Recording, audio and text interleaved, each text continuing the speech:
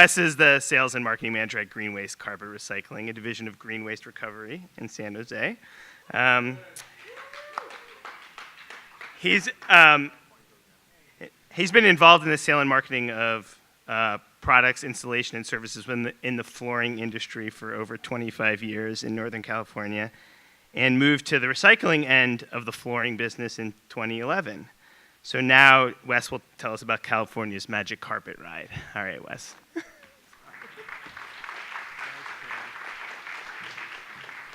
I'm the good news guy today. Okay, how many of you actually knew carpet could be recycled? Raise your hands. That's because you're in the recycling industry. Good for you. You read the journals, you read the newsletters. Well, unfortunately, a lot of consumers do not know. And that's one of CARE's jobs, and mine, and the people that I service, to better educate the consumers that carpet can, in fact, be recycled. Now I got to figure out which clicker.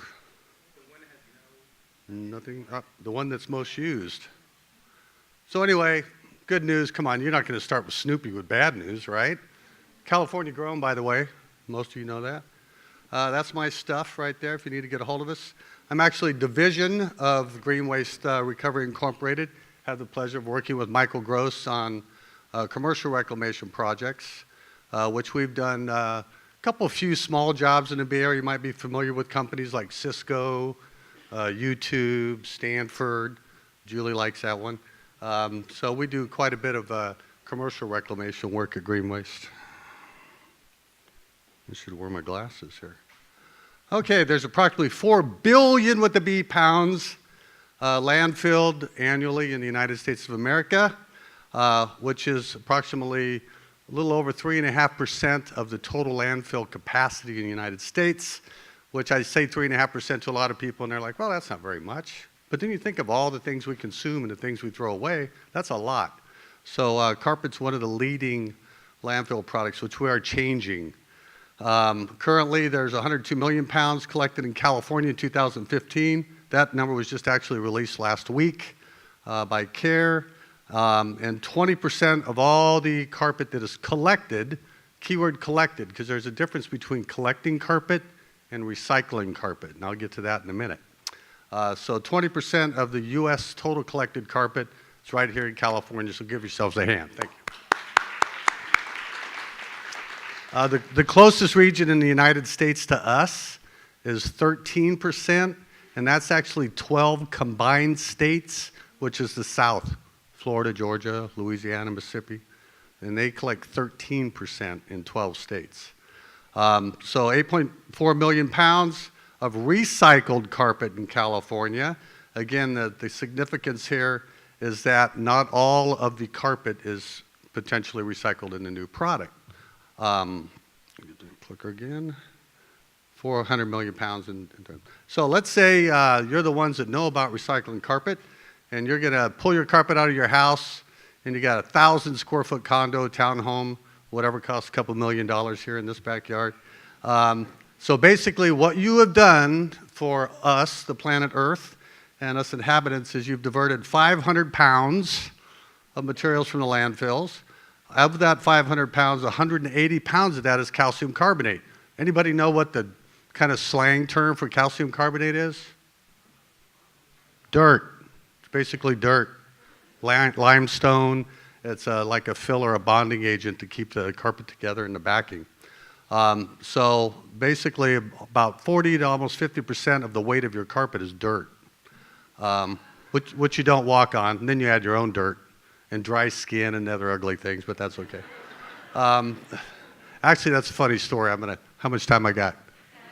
I got 20 minutes? How did I get that? Because I'm the good news guy. I got extra time. So basically, there was some studies being done about carpet and testing on end products for new product use, and they started finding a large nitrogen content in the carpet, and nobody could figure it out. And finally, the mad scientists, which I'm not, came out and said they did a breakdown of it. It's dry skin. So we all know that dust is a lot of dry skin. Well, it gets into your carpet too.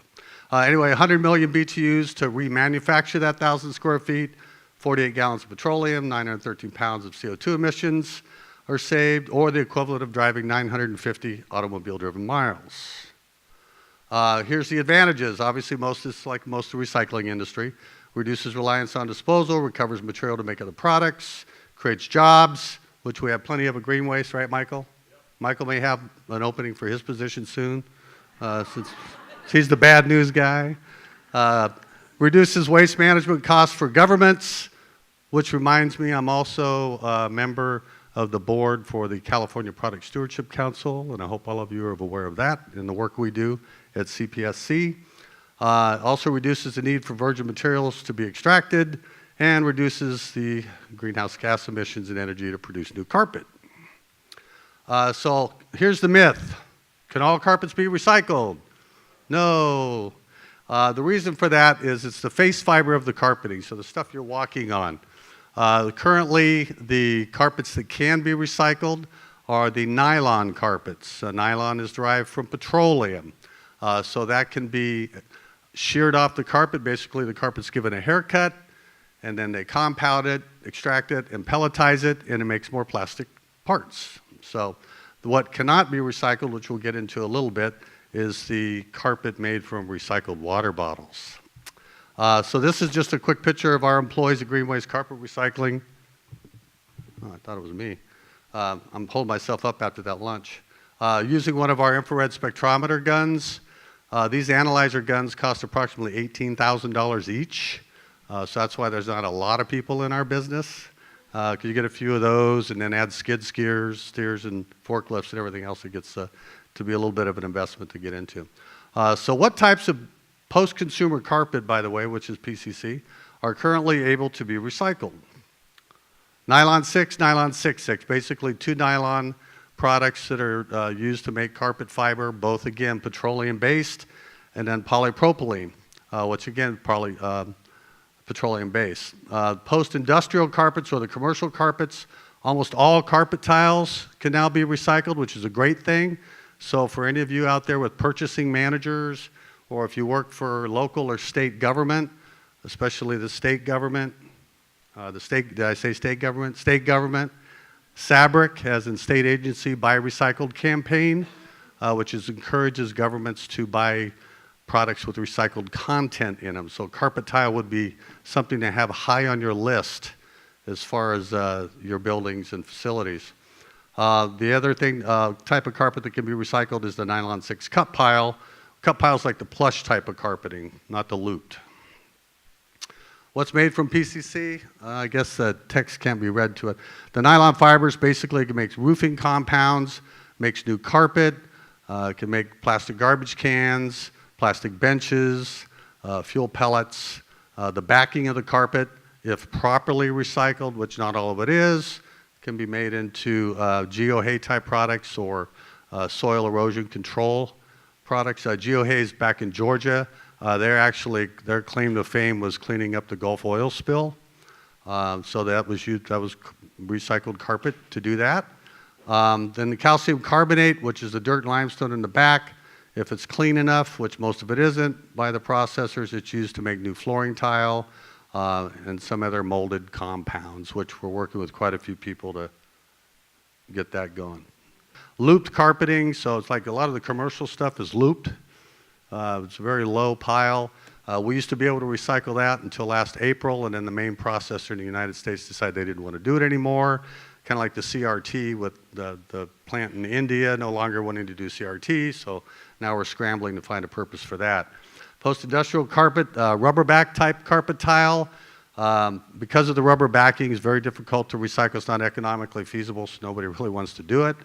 The level loop, as I mentioned, and then any kind of carpet that has an excessive amount of adhesive on the backing of it, because it just gums up the machinery.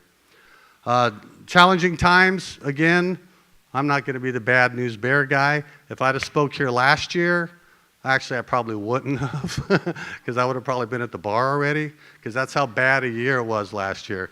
We all know about the oil pricing and the commodities for the entire recycling industry, but carpet was hit extremely hard because, again, nylon, which is a petroleum-based material for the raw materials, it was cheaper for the carpet manufacturers to make carpet out of petroleum than it was recycled carpet. So economics played the role. So that hurt us last year. The loss of one of the largest nylon 6 processors in the United States quit accepting nylon 6 carpet last August, so that hurt us. Then the Chinese economic situation and slowdown, which again we're all aware of in the recycling industry. The West Coast port issue, which again all of us that live here are more than knowledgeable of what happened there. And then there's just a couple guys that had poor business practices, not like GreenWaste, obviously we don't, that's why we're still here. So out of the 12 carpet collectors in California a year and a half ago, there's currently 4. AB 2398, by the way, became law on July 1st, 2011, so it's almost 5 years now. So being non-compliant, Kerry had to scramble, do the Fred Flintstone thing, get the big stake, put it on their black eye, try to get rid of it. So they came up with a lot of amendments, which include increasing subsidies to the processors to encourage them to use more recycled content and to process more, more subsidies for other harvested materials out of carpet, new bonus structures, new incentives for the collectors, i.e. GreenWaste Carpet Recycling, which we didn't get a penny of that AB 2398 until the end of last year. And I fought for that with the other 3 of us that are left in California to help us survive. Because we also have to landfill all the carpet that we can't recycle. So currently about 35 to 40% of what we take in from all of our clients, we have to turn around and landfill it. So, which we're not in the garbage business, we're in the recycling business, and that's what we want to be in. So that's that's actually our largest cost of doing business at GreenWaste Carpet Recycling is our disposable fees. So we are waiting for PET to be recycled, and that's going to change the whole outlook of our business. A lot of new grant programs. The grant awards are publicly supposed to be announced either tomorrow or Wednesday. Establish new low interest rate loan programs. Doubled the budget for outreach and marketing, so it's not just you guys that know carpet can be recycled, also the public. Expanded their staff at CARE in California from 1.5 employees to 3.5 employees, expanded the rural county programs, and they're also going to have all the carpet manufacturers start back labeling their carpet with what it's made out of, so we don't have to buy all these guns down the road. That's going to be a long time down the road, though. So there's just a couple quick fun facts. Last slide. I made 10 slides, 10 minutes, 1 minute per slide, so I'm okay. Just so you know, again, not that I'm proud that, again, PET is going to be a mute issue next year. Hopefully we're going to be up here doing a real happy dance for that. Just so you know, it takes 19 20-ounce PET water bottles to make a square foot of PET carpet.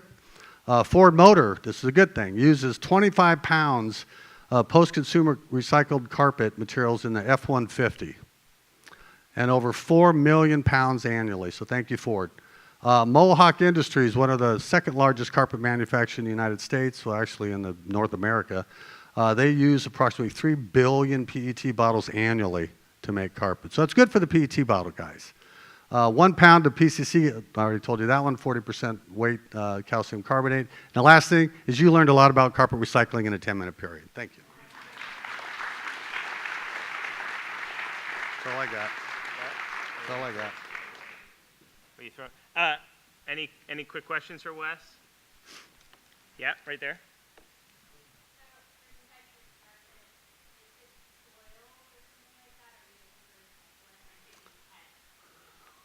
Oh, pet soil? Bring it on down. I know it sounds terrible. That's why our guys wear gloves and respirators and safety masks and all that. But yeah, soiled carpet's fine. The only thing we cannot accept wet carpet. So if it's soiled, wet soiled pet, then no, we don't want it. But wet carpet is non-recyclable, and also carpet with paint, excessive amounts of paint. Up there?